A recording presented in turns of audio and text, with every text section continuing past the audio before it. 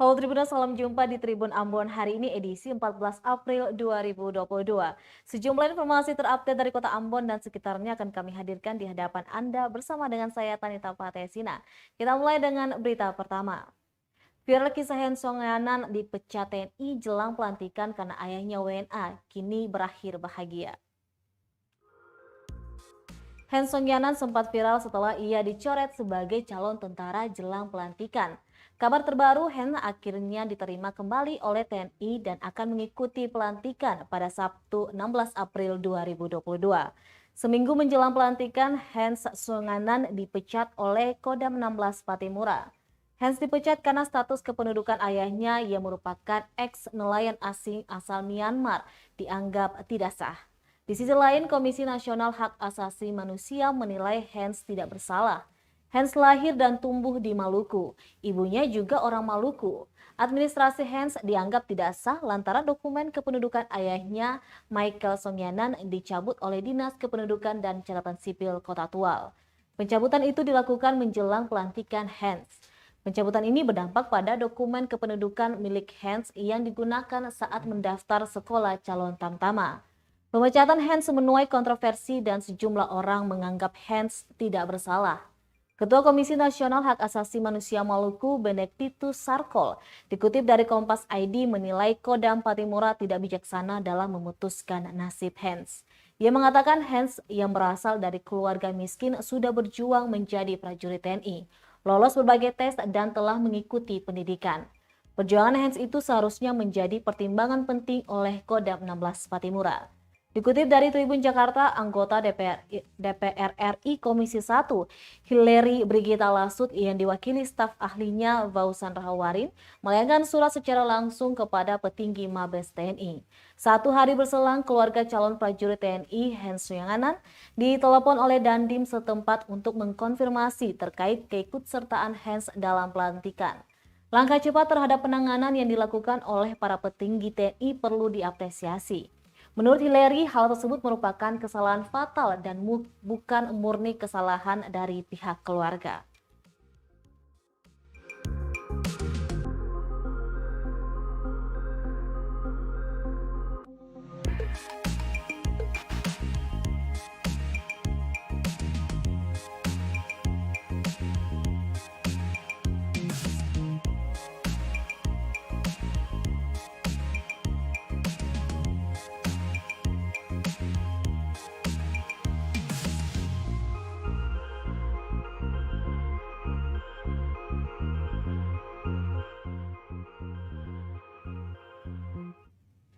Tingkatkan rahasia miras selama Ramadan, 230 liter sopi kembali diamankan polisi.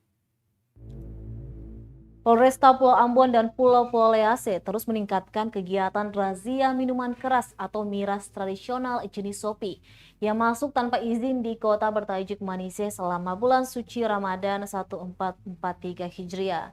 Dari razia tersebut, Polsek Salahutu menyita 230 liter sopi tanpa pemilik. Hal tersebut disampaikan Kasih Humas Polresta Ambon, Ibda Moyo Utomo, di ruang kerjanya Kamis 14 April 2022. Kegiatan ini dilakukan rutin setiap harinya di Pelabuhan Laut Penyeberangan Hunimua, Desa Liang, Pulau Ambon, Kabupaten Maluku Tengah, maupun 4 pelabuhan lain di Kota Ambon. Ratusan liter sopi ini disita dari dalam mobil truk nomor polisi DE 7398 asal Masohi, Maluku Tengah. Lanjut dikatakannya setelah diamankan, barang bukti tersebut dibawa ke Mapolsek Salahutu untuk dimusnahkan nantinya.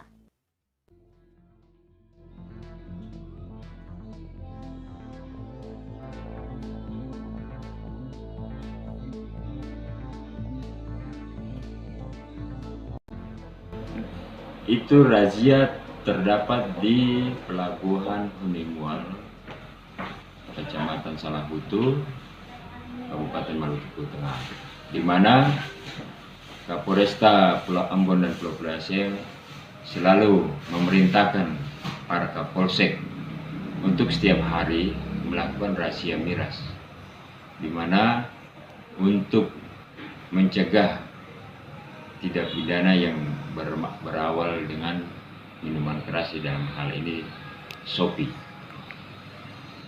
di mana Kapolsek Salaputu telah melaksanakan perintah Kapolres melakukan razia miras dan ditemukan jenis Shopee sebanyak 230 liter.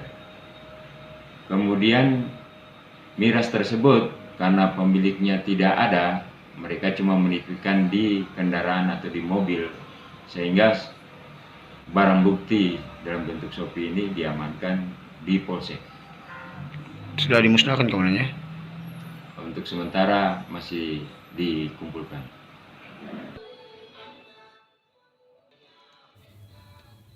Kita beralih ke berita selanjutnya. Tribunal rekayasa dan penempatan personil hanya solusi sementara kemacetan di Kota Ambon.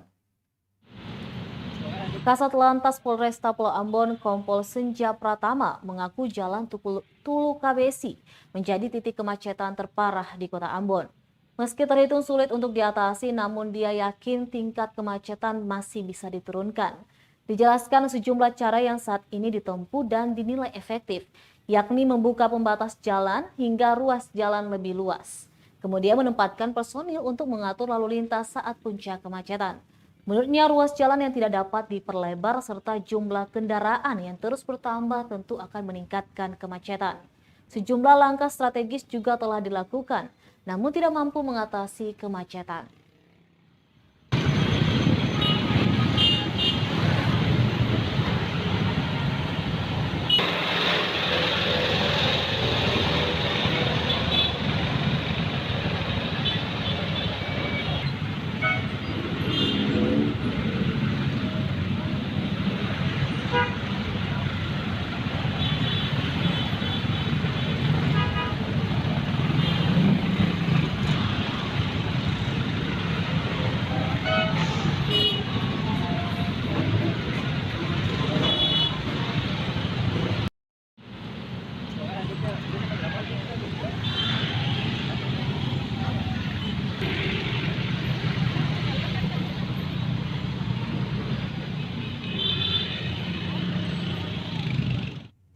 Tribunal arus lalu lintas di Jalan Rijali Ambon kembali dua arah. Arus lalu lintas yang ada di kawasan Jalan Rijali, tepat depan Mapolda Maluku, kembali dibuat menjadi dua arah. Hal ini dibuka karena Satlantas Polresta Pulau Ambon merasa penutupan jalan itu justru membuat kemacetan di Jalan Tulu Kabesi. Demikian disampaikan Kasat Lantas Polresta Ambon Kompol Senja Pratama melalui telepon kepada tribunambon.com Kamis 14 April 2022. Pasalnya lanjut dia, jika ada orang dengan kendaraan menuju ke arah skip harus memutar lebih jauh lagi, sehingga harus melewati Jalan Tulu Kabesi dan akan menambah penumpukan kendaraan di sana. Pantauan tribunambon.com di lokasi barikade water barriers yang dulu dipasang tepat di pertigaan Jalan Rijali dan Jalan Patimura telah diangkat oleh petugas Satlantas Polresta Ambon. Hal ini dilakukan agar kendaraan roda 2 maupun roda 4 bisa belok kiri dari Jalan Patimura menuju Jalan Rijali.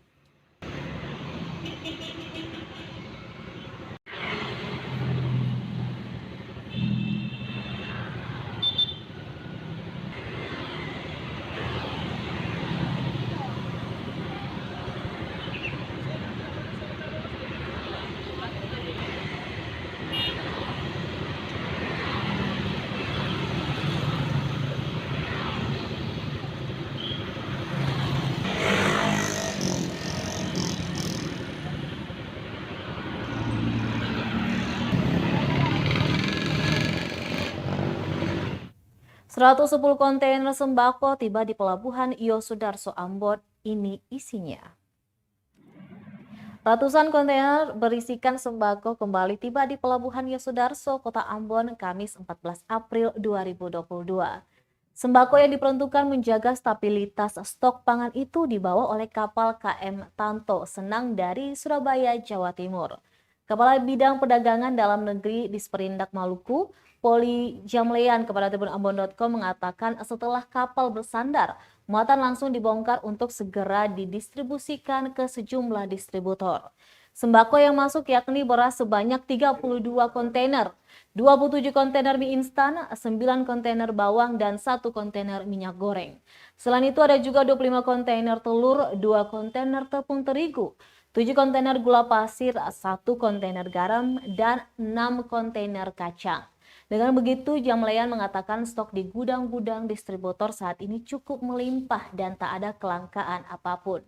Disperindak Maluku juga disebutnya terus melakukan koordinasi bersama operator pelayaran guna memastikan kapal-kapal lain akan segera masuk.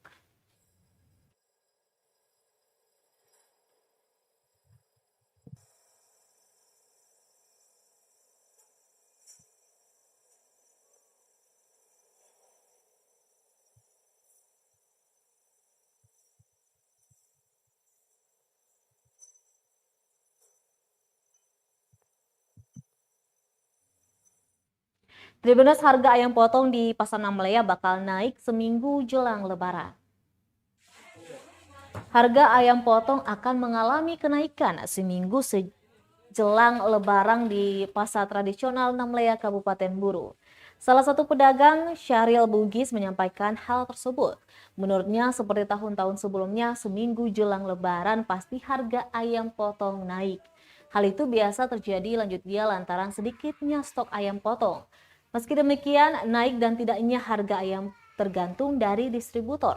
Namun sementara ini harga ayam belum mengalami kenaikan, masih stabil sejak tahun baru. Kemudian katanya harga ayam yang dijual cukup bervariasi namun tergantung ukurannya. Untuk ukuran 1 kg seharga Rp45.000. Sedangkan untuk ukuran 1,2 kg seharga Rp55.000 dan ukuran 1,3 kg seharga Rp55.000 dan ukuran 1,4 kg seharga Rp58.000. Dia berharap harga ayam tetap normal agar masyarakat dapat menjangkaunya untuk Lebaran nanti. Ya maksudnya tergantung saja di distributornya tuh. Kalau kas naik ya berarti kas naik juga, kita ada keuntungan sedikit. Oh jadi untuk mau harga ayam ini naik itu tergantung daripada distributor. Ya. Namun kalau boleh tahu untuk yang sekarang ini apakah mengalami kenaikan atau seperti apa? Enggak, masih harga stabil saja. Masih harga biasa. stabil. Itu dari kapan itu? Sudah mulai pas tahun baru. Dari tahun baru sampai sekarang harganya masih harga standar aja. Boleh tahu ini jenis ayam ini ada berapa macam, Bang? Ada beberapa ukuran. Ada 1,4, 1,2, 1 kilo. Untuk 1 kilonya boleh tahu harganya berapa, Pak? Yang mana? 1 kilo 45, 45, 12 55, 50, 13 13, 55, 14 14, 158. 58 ya. Tapi tahun-tahun sebelumnya biasanya kalau Lebaran itu naik kasih. Tapi kayaknya ke tahun kemarin juga enggak naik juga, masih stabil juga kemarin. Untuk tahun kemarin. Iya, tapi stabil sebelumnya itu biasanya jelang Lebaran itu ada kenaikan harga. Biasanya ada, kalau banyak stoknya sih ada kan. Kalau stok ada enggak juga.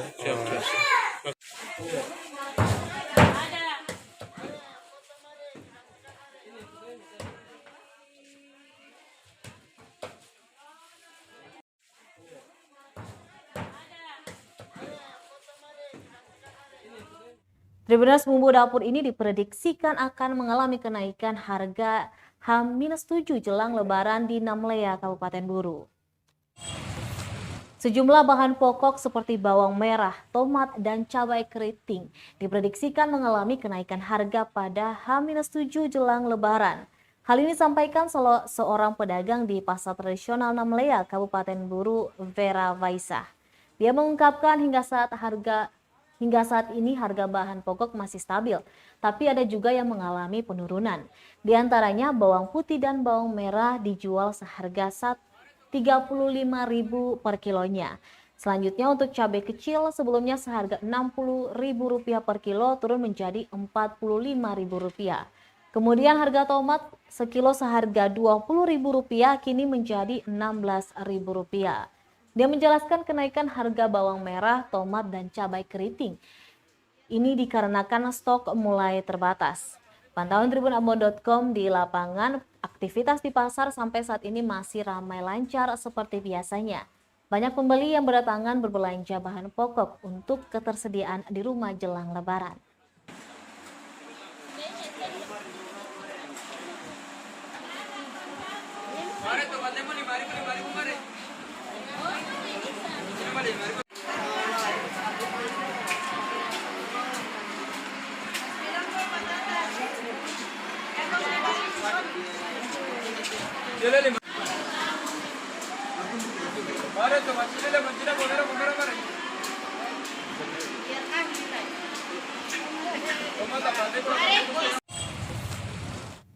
Persiapan pasca Jemaat Gereja Santo Yohanes Penginjil Masohi membersihkan gereja.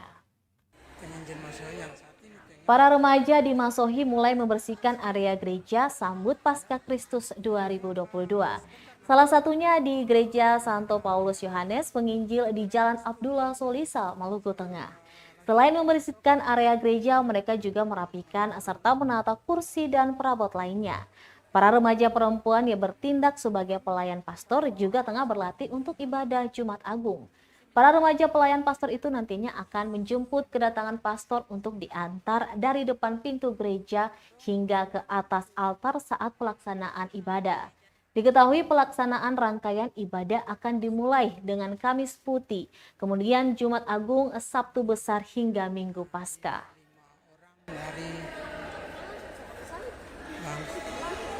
Terus sampai di situ.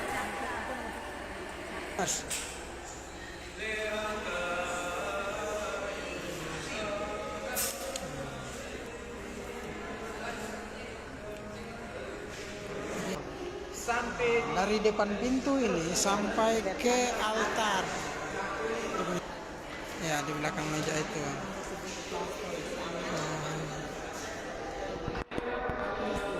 5 orang saja ya. Remaja-remaja. Kemudian nanti Jalan Abdullah Gantikan kapal pembangkit listrik milik Turki, BMPP Nusantara 1 resmi beroperasi. PT PLN Persero meresmikan operasional kapal pembangkit listrik Barge Mounted Power Plant BMPP Nusantara 1 di Desa Wai, Kecamatan Salahutu, Maluku Tengah, Kamis 14 April 2022.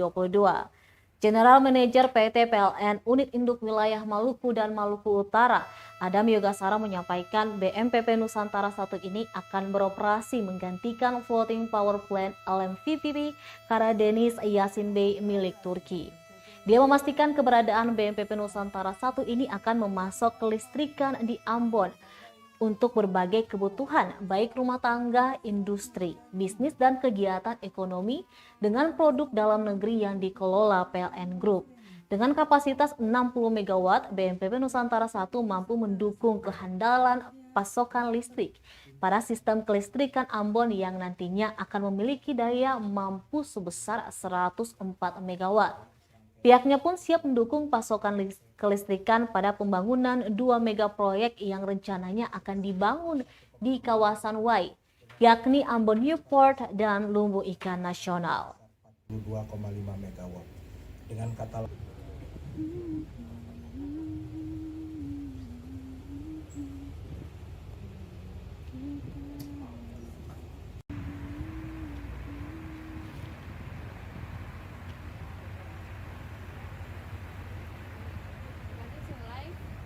bersama-sama dengan tim Indonesia Power Parsila telah melakukan serangkaian